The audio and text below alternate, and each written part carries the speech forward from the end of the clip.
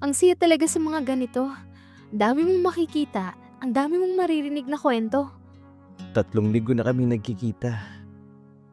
3 linggo niya na rin ginugulo ang mundo kong tahimik. Tara, magpahula tayo.